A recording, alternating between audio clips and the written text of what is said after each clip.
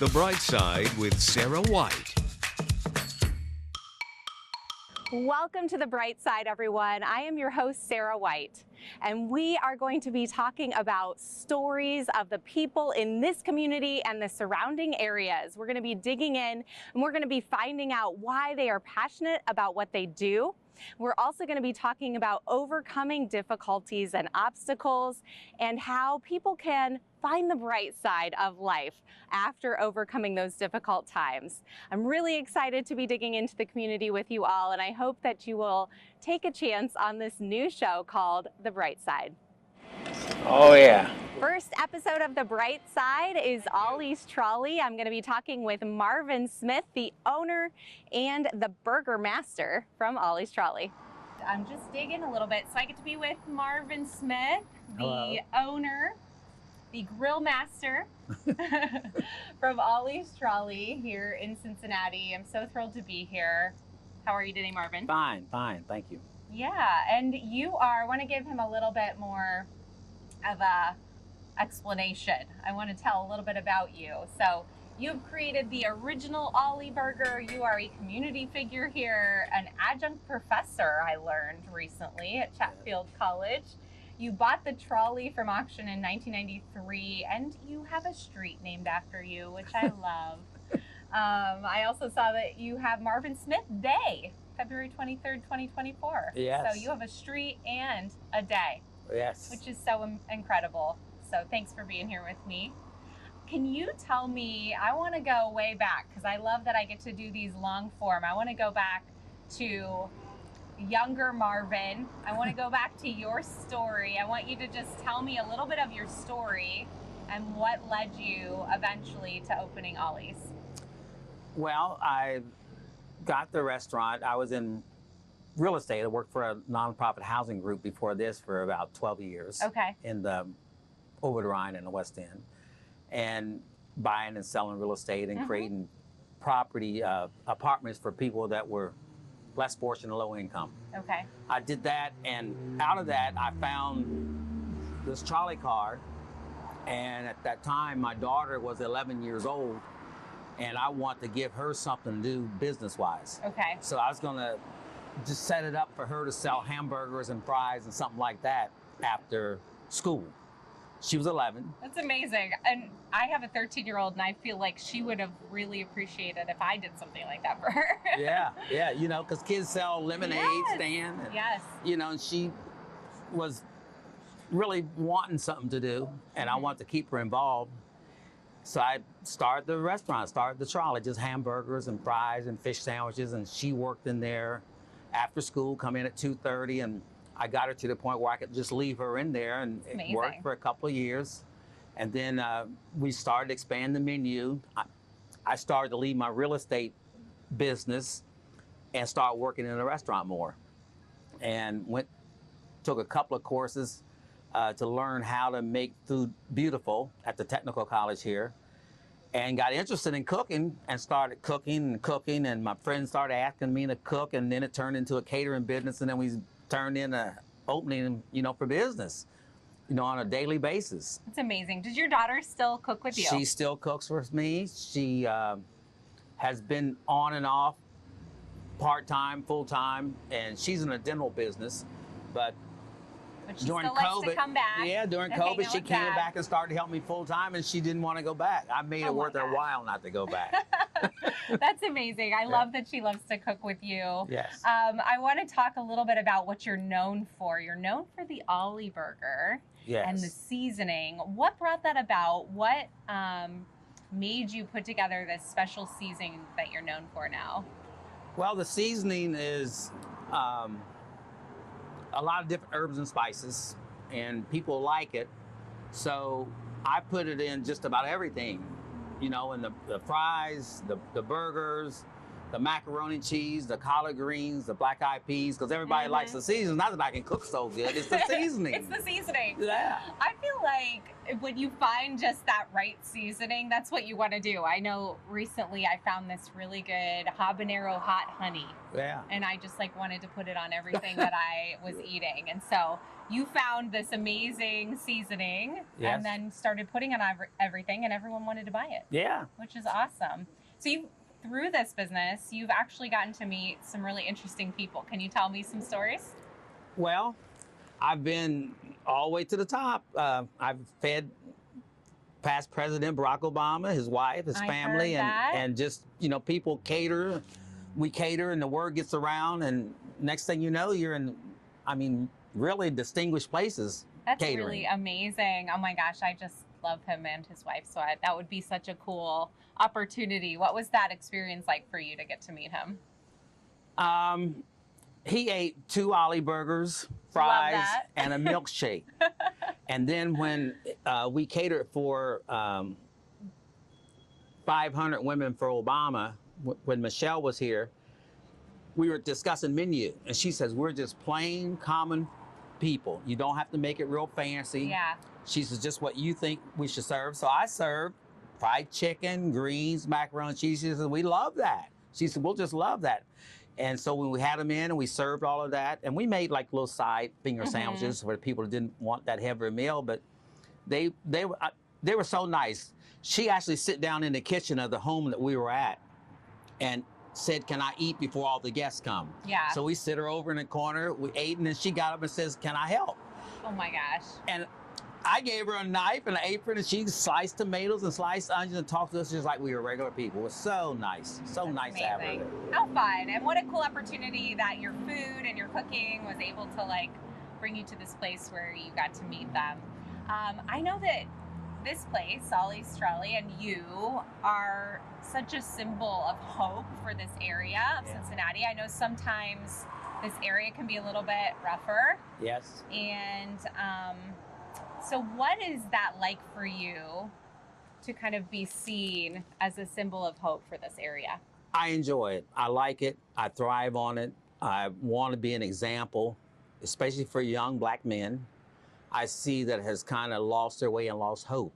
And I'd like to be like a symbol to let them know you just apply yourself and keep working and keep working and keep working. Things can work out. And it's been, people come and encourage me to keep going. And that's, why I stay here. The people want me here. The people in the neighborhood want me here. My customers want me here. And I could easily have given up a long time ago. Right. But it's a symbol. There was rumors that where I was going to sell and leave the neighborhood, so many people came to me and said, don't leave, don't leave. What are we going to have if you leave? This is the only thing we got left. And that has really stuck with me to why I still keep coming to work every day. Right, because they've showed you that you're important to them. Yeah. And that you're an important symbol to this community. And not just a symbol, obviously, an important person. Yeah. But the trolley itself is an important symbol. Yeah, and we do all kind of things. Yeah, we do all kind of things in the neighborhood. We feed people. We put stuff out on the table for people who don't want to stretch their budget a little bit. And, we hire people from the neighborhood. We try to keep the place nice and clean, so it's got a good reputation. I think we have a pretty decent reputation over the years, and people see us working, see me working, and we communicate with the people. All during the riots, we were not broken into, our windows wasn't broke. I think you got to know how to treat people. Yeah, I actually just read about that. So there were riots, because I'm not originally from Cincinnati. Okay. I'm from Northeast Ohio, and I remember very vaguely because I was just going into college when those were happening. So that was back in 2001. 2001. Right? And so there were major riots that happened here, and I read that your shop did not get touched during that time. That's and incredible. I didn't stay here with pit bulls and guns or anything like that. I think because people just left me alone. I didn't come down here and stay all night. I just said, whatever's going to happen is going to happen, and not a broken window or anything. Because, I try to treat people right. Right. Well, and isn't that so important, is treating people like another human being, like you want to be treated, right? Yeah. On that note, what are you the most thankful for in this whole, like, you've been doing this now since 1993, I think we talked about, or was it around that time? Yes, December 93. December of 93.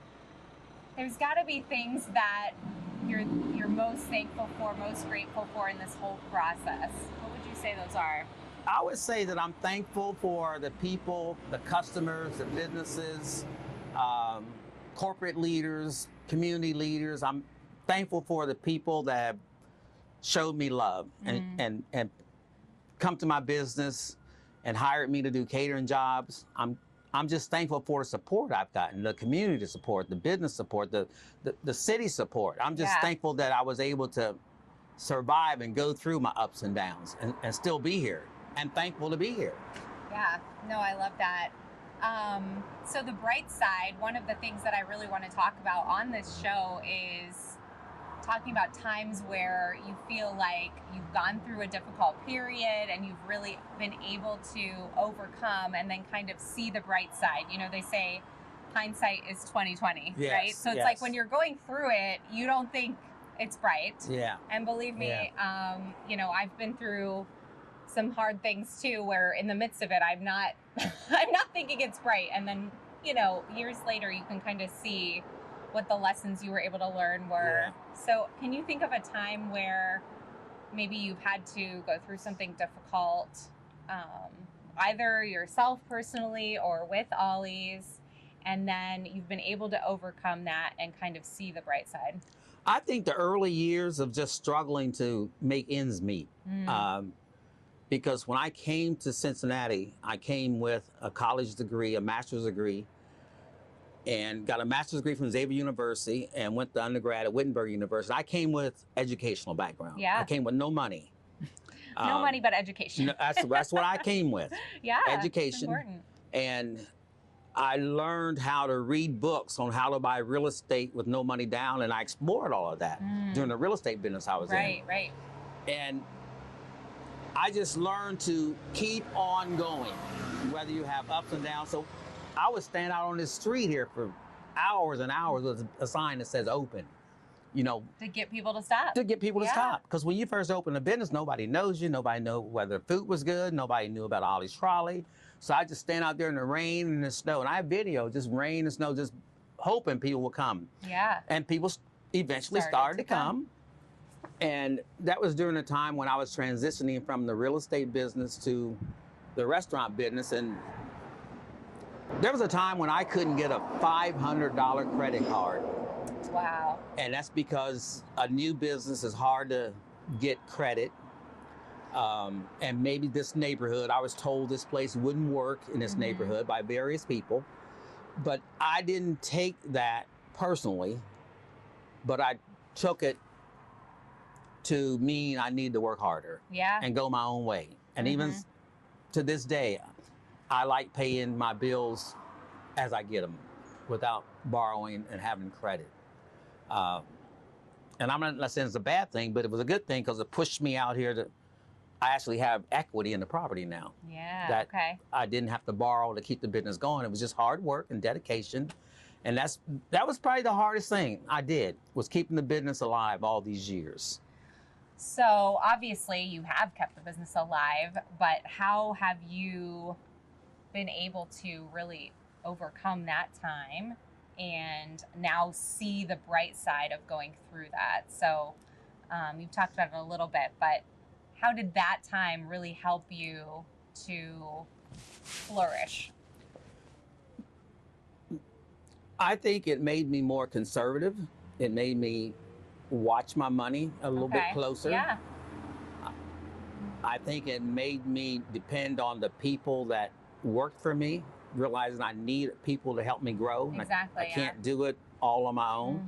So I had to build trust and confidence in the people that worked for me and take good care of the people that worked for me. I love that. I had to do that to build a team around me. And, you know, some of the people's been here 20 plus years. That's amazing. So again, it goes back to I know how to treat people. Yes. You pay them right, you treat them right. If they have a problem, I have a problem. And I learned all of this in the business. It didn't just happen. I didn't learn this in college.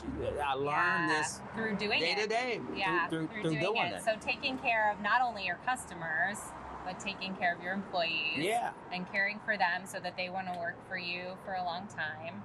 That's really beautiful. I love that.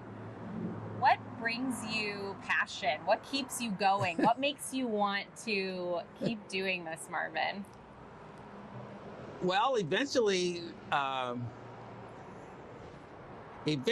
going to cash in on the equity in this whole thing. Well, of course. Yes, and you want to leave a legacy Yeah. for sure. And I'm not saying you should do this forever, but what has made you passionate about doing this for so long? I think maybe that's a better question. Well, if you look around, what's given you the passion? I like art. I like to be artistic. I like to do what I want to do. You can look at the things here.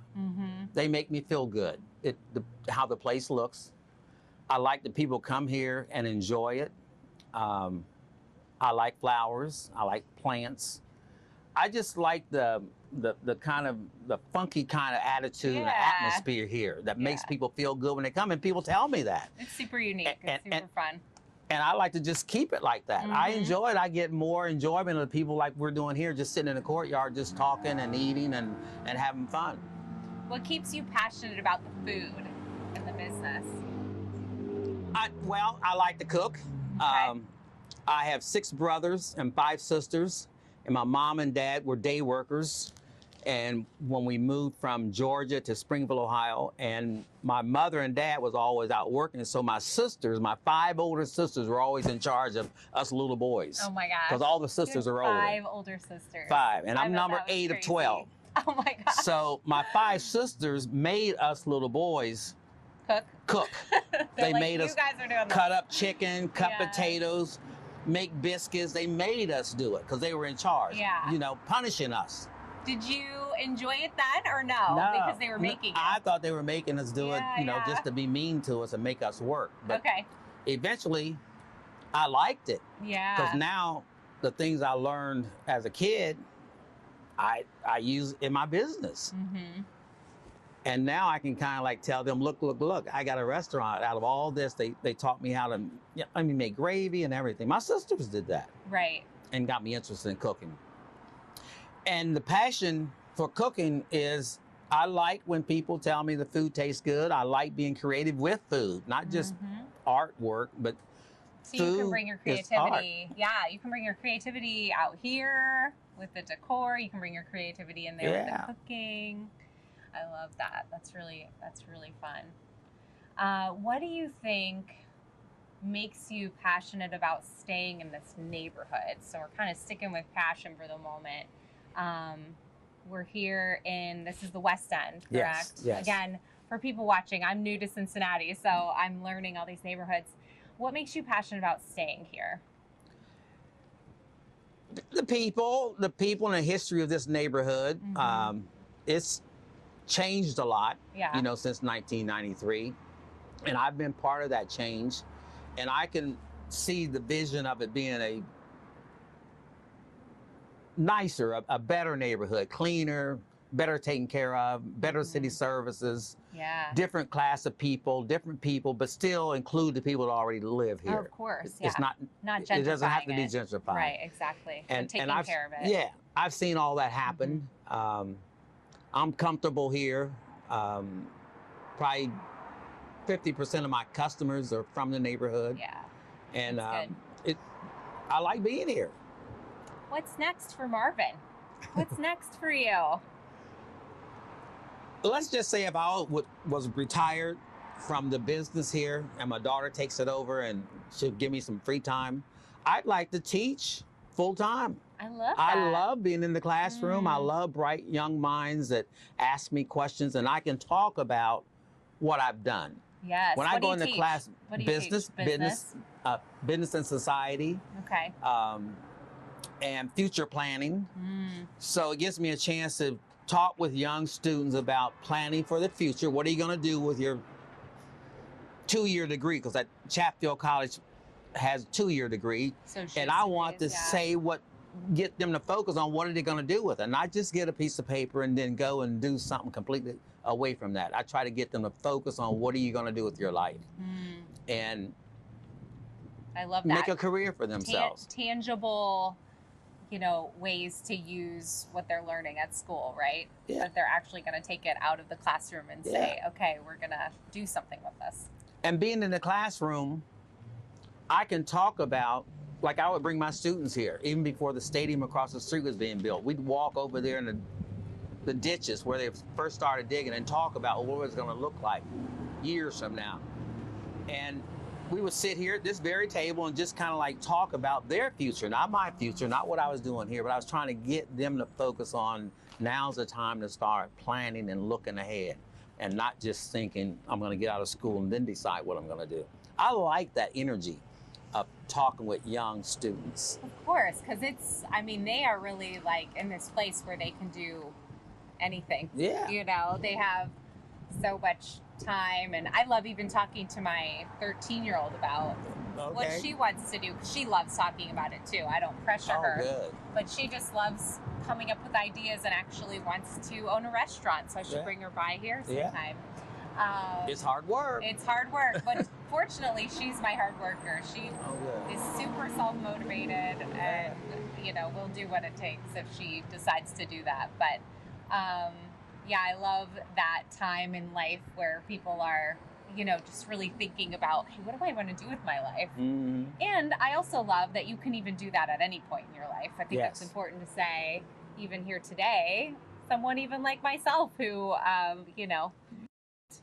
the middle of my life decided I was going to take on a new career as a lifestyle host here at Fox 19. Okay. Okay. You can do that at any point in your life, but I love that time and era as well. I want to talk a little bit about this food. So share with me, you guys make so much good food. You have a lot of Southern recipes. Share with me what's in front of me here. Well, we have our famous chess pie. That's an Alabama recipe, and we sell a lot of these, especially around the holidays. What is it called? Chess, C-H-E-S-S, chess pie. What is in a chess pie? I've never heard of that in my life. Chess pie has a lot of sugar in it. A lot of sugar. Eggs. Love it. And some sure it tastes good. Crushed up chestnuts. Okay. And roasted. And I can't tell you what else other ingredients are. Well, I can tell you, but I'm not going to tell you. Was. So it's chestnuts. That's so interesting. Yeah. I have never heard of that. All right, share some more. And then we have ribs. We do barbecue ribs here, open grill on the charcoal, on fire here. Amazing. With a cherry wood. We have macaroni and cheese. We got collard greens. We actually make the collard greens here. They're not canned. So good. We have our fried chicken. We do have the Queen City sausage mess. They're hot or mild. Those are real popular here. You can get them with chili and cheese and bell peppers and onions, mustard. Those are real good. And then I make the cakes. We got a carrot cake, and we have key lime cake. And beautiful. We just do various desserts. Like I say, see how they look? I like the creative part of it. You don't know how they look. People eat with their eyes, so it's got to look good. It's got to look good. Yeah. And taste good. Yeah. Right. Oh, Marvin, I want you to inspire the next generation right now. I want you to think about what are some words of inspiration that you want to leave us with. Leave our Bright Side audience with some words of inspiration. Think of young Marvin. What did young Marvin at 15 need from you right now? I needed, or I would suggest that you make a plan. You got to have a plan. You can't just keep getting up every day and think you're going to go to work and everything is going to work out. You got to set some goals, have a plan, and get yourself a mentor. That's what was so important to me, was to get a mentor. I've had several mentors, even to this day, that I can just sit like we're sitting and just talk. Somebody you trust, and you can just lay it all out. They can analyze it for you and give it back to you and make you a stronger, much better person. And you don't feel all alone. You have somebody else that can help you. Bounce ideas off of. They can be honest with you and tell you when maybe something's not a good idea. And it don't have to be your mother and your father. It could be somebody like in the restaurant business. Just ask them to spend a little time with you, question-wise, and or whatever business it is. You're interested don't have to be a restaurant. Yeah. That's so good. I love that you gave tangible inspiration? Yeah. Because often I feel like I've asked that question to people before, and you know, I love the philosophical answers. Those are always really great, but I love that you said, set some goals, you know, Yeah. sit down, get a mentor and talk to someone, have them help you. It's really amazing. So, And let me use my example that I give to my students. I tell them, find out what it is that you're good at, what you like to do. What do you inside like to do? Only you know that. yeah. I know that I like to cook, and I tell them that, even though I got degrees and blah, blah, blah, blah, blah, and experience, but I like to cook. Then what you have to do is find out how you can make some money, how you Right. can make a career out of it. That's why I'm happy. I'm not happy coming to work. I'm happy because I like cooking, so I Right. come to work and I figure out how to make money out of it. And look how Exactly. happy I am. Thank you so much for listening or watching to this episode of The Bright Side. It means the world to me, and I would love to hear from you. I want to know the people in the community that you want to hear from, that you want to listen to. And if you have someone that you would love to see on an episode, you can email me at sarah.white@fox19now.com.